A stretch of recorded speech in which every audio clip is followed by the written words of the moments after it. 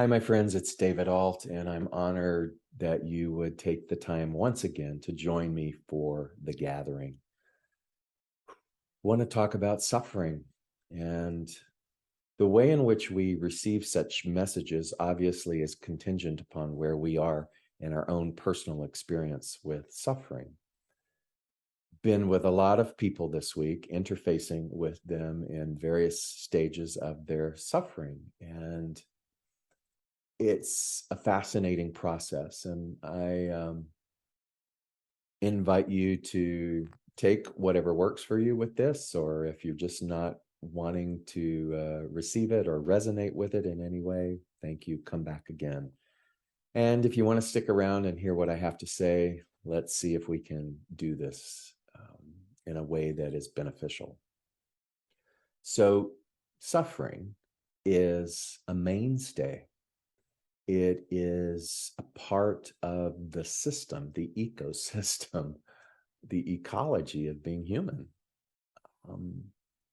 And I think one of the critical steps in understanding human suffering, the human condition of suffering, is to realize that the isness of it, it's baked into the rhythm of life. And we have formulated judgments around that. We obviously are in agreement that it has horrible impact upon us. And the variations of that suffering obviously elicit great empathic and deep resonant feelings within us. And probably the go-to around that is, how do we eradicate it? And I want to offer that it isn't so much about eradicating it, it's about understanding it. And when we can understand it, then we can begin to be more of a comfort and more of a help and more of a lifeline for those who are drowning in it. So follow with me here. So I'm thinking about how to frame this. And this memory pops up of colleagues in the ministerial field long ago, when as far back as when I lived in California, and that's been a long time ago. They lost their daughter to a drunk driver. She was hit head on and instantly died. And obviously that was just horrible suffering for them. It was their only child. And there is obviously no textbook for the grieving and how to work through that.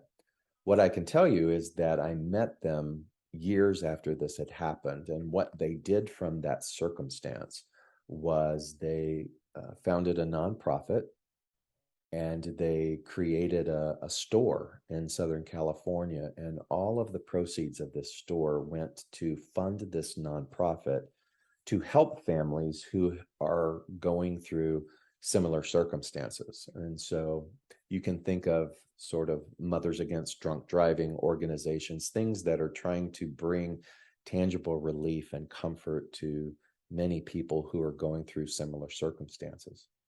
So they had this going on, as well as their particular spiritual center that they were leading. And in talking to them years later after the fact, they said that some of the most meaningful relationships and experiences came from this organization and the nonprofit, obviously stemming from the event that happened through their daughter. And we can take that story and we can multiply that by hundreds of thousands of times, of how circumstances that were just horrid birthed something that became beneficial to a greater population. And I want you to stop and I want you to think about that what if there is some intelligent interrelationship with suffering? What if there is a design in these occurrences that we can't wrap our head around? because it is far more intricate than what this singular plane of existence can explain. And I know that that feels kind of sugarcoaty sometimes to listen to when we are actively and seemingly drowning in our own suffering. That suffering can range from the loss of life to economic suffering, to hardship, to poverty, to hunger, to systemic abuse, to all of the things that are related to a lack of inclusion and equity among us. And so it's hard to paint it as a in sort of a one size fits all lens that can be palatable to the masses. And so I would say, don't try to create a pacifying alleviation of that suffering that's a one size fits all, because it's just not there. Do the work individually within you with regards to your suffering, if that calls to you. If this idea of being a bodhisattva that can help alleviate and soften that suffering for the human masses is something that you feel drawn to, then you have to start with yourself. And so I was listening to the brilliant Alan Watts talk about this, and he was saying how life is this strange system of interrelationships. And these relationships, whether they seem congenial or whether they seem adversarial, have a wisdom to them. And these relationships, everything is feeding off of one another. And so when I say relationships, I'm also talking about our relationship to events like this horrible accident that killed these colleagues' daughter. That these are events that we are in relationship with. And the higher mind, and I say higher mind, meaning the infinite intelligence that is beyond human comprehension,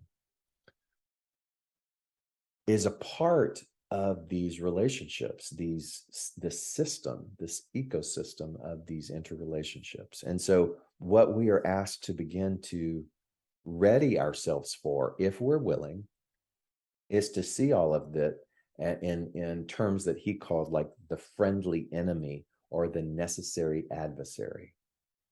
So you can talk about it in terms of perhaps like a karmic blueprint.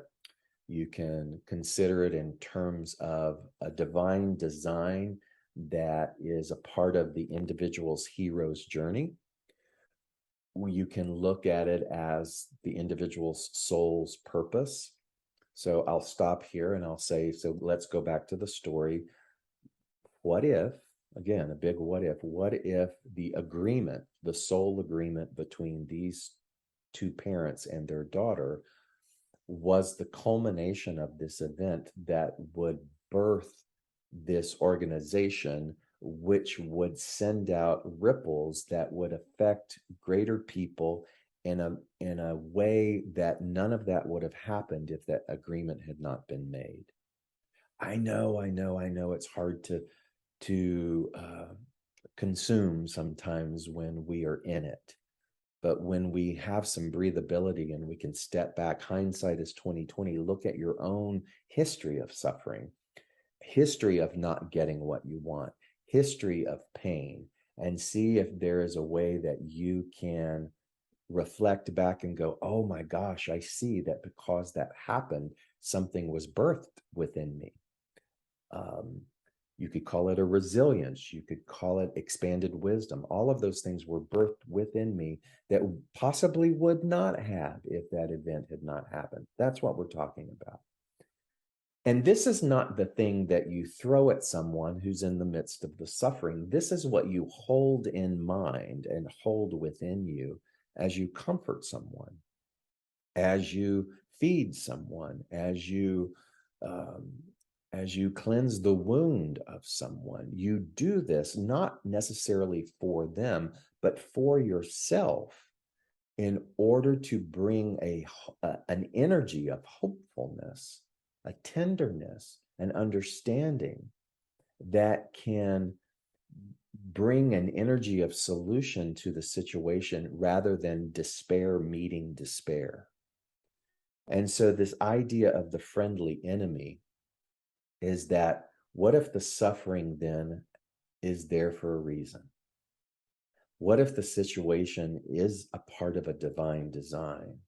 And if we become skilled enough when suffering washes upon our shore, that instead of defaulting to old behavior of just losing ourselves in despair, that we go, suffering is here.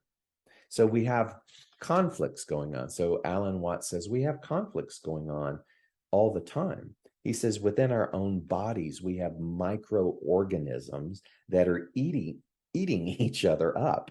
And if this wasn't happening, we wouldn't be healthy. You see, there is a warring that is going on genetically inside of us that is part of a divine design ecosystem where there is the friendly enemy, where there is this necessary adversary. It's a beautiful thing to think. You know, when we look at relationships, we can categorize things as friendly relationships. And he would say that an example of that is the bee and the flower.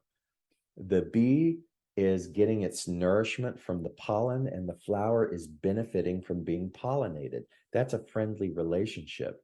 If all that we were trying to do in our lives were to have friendly relationships, then we would miscalculate or dismiss the relationship, the conflicting relationship of the bird and the worm.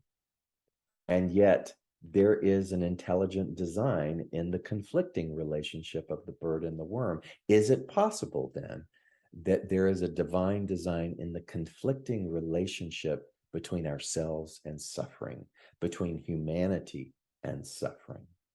I know it's a big thing to bite off because we've been seduced, if you will. We've been groomed and domesticated to try to alleviate something that I'm asking you to consider is a part of a greater design. It's a divinely intricate interrelationship that is a part of being human.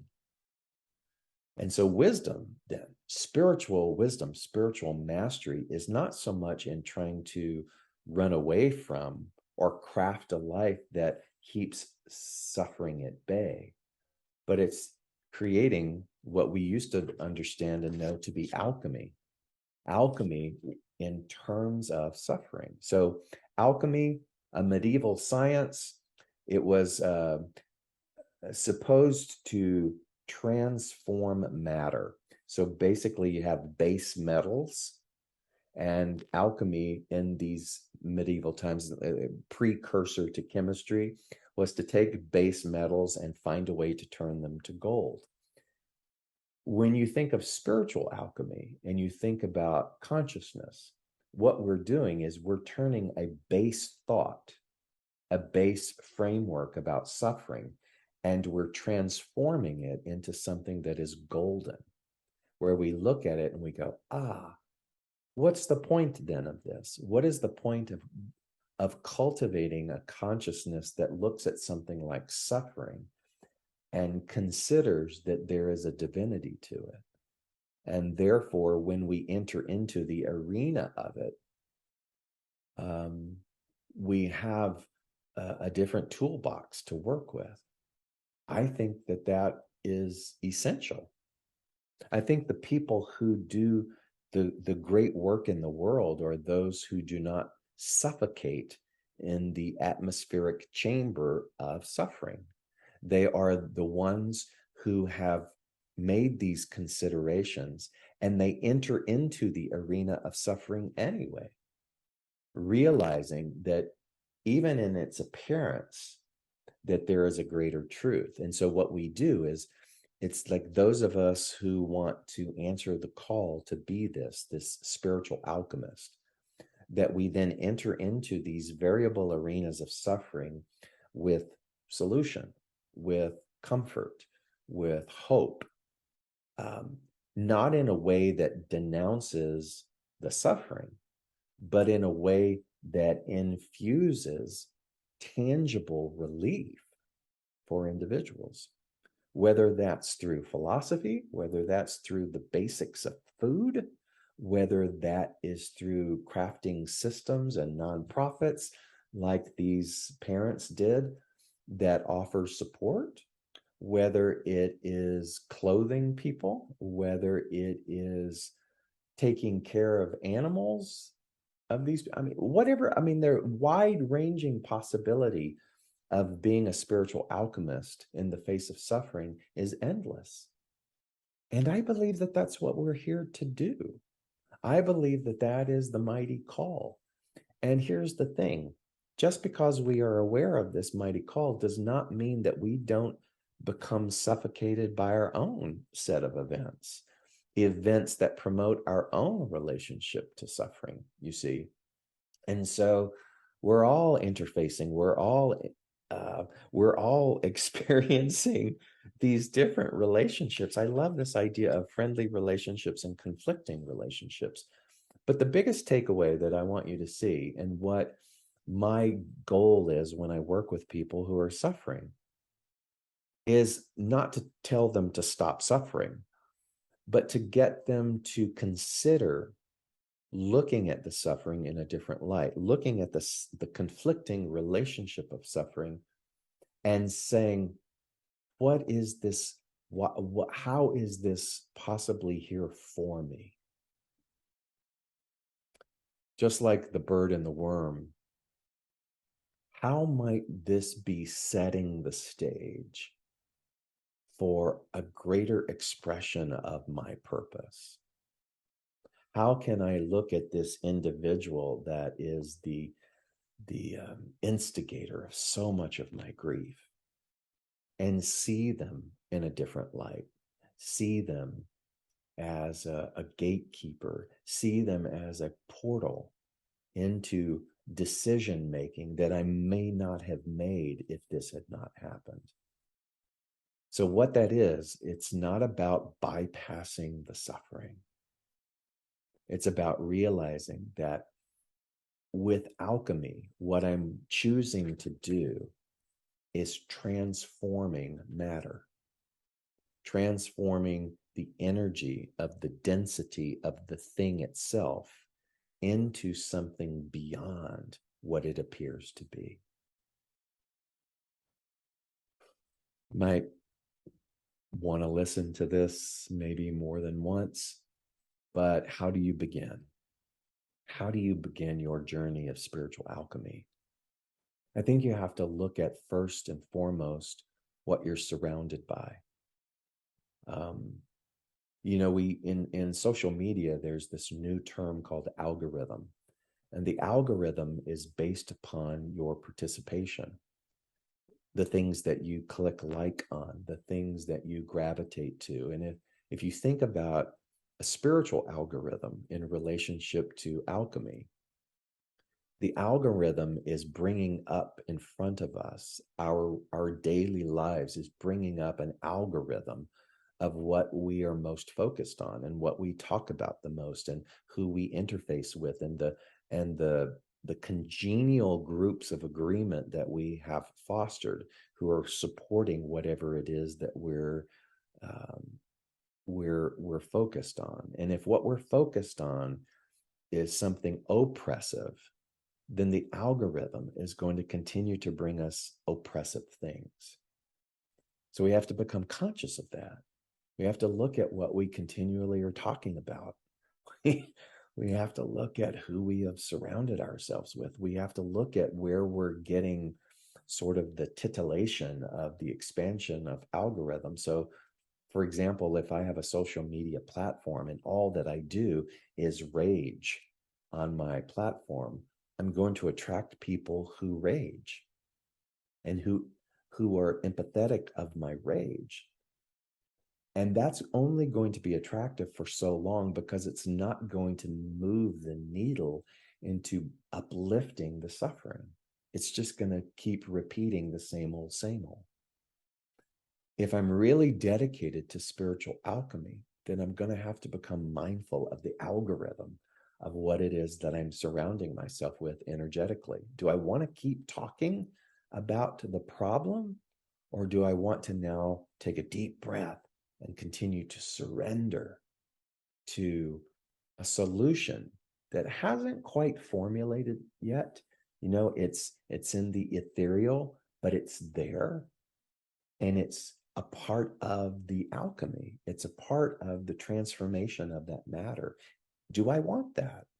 And if I do want that, then there are some concrete decisions about how I spend my time. There's some concrete decisions about what I'm focusing on. There are concrete decisions of examination about who I'm spending time with. And so, I'm not saying that it's easy, but it's possible. All things are possible. Spiritual alchemy is possible. A redirection and a refocus and a deeper understanding of suffering is possible.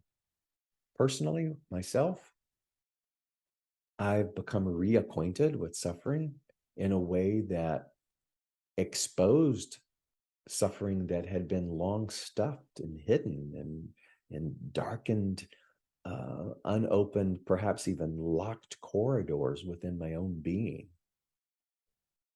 And my desire to want to be of service required me, maybe you're different, but it required me to unlock all of that and to look at it and to bring it up and to create a different relationship with it that wasn't one of fear and hiding and protection, but one of welcoming it, to see it in a different way, to create a different paradigm with that, to create spiritual alchemy. Then and only then do I feel that I'm better equipped to bring my brand of relief, love, physical and tangible assistance to those who are in that experience of suffering. That's what I want to do. And so if that's something that you want to do, then this critical work of examining and devoting ourselves to spiritual alchemy is ripe and ready when you are. If there's anything that I can do to support you or bring clarity to this for you, just reach out and let me know. And until next time, blessings on your path. I see you. I love you. And I know that we live in a world where there is evidence that all is well. I want you to know that evidence. And so it is.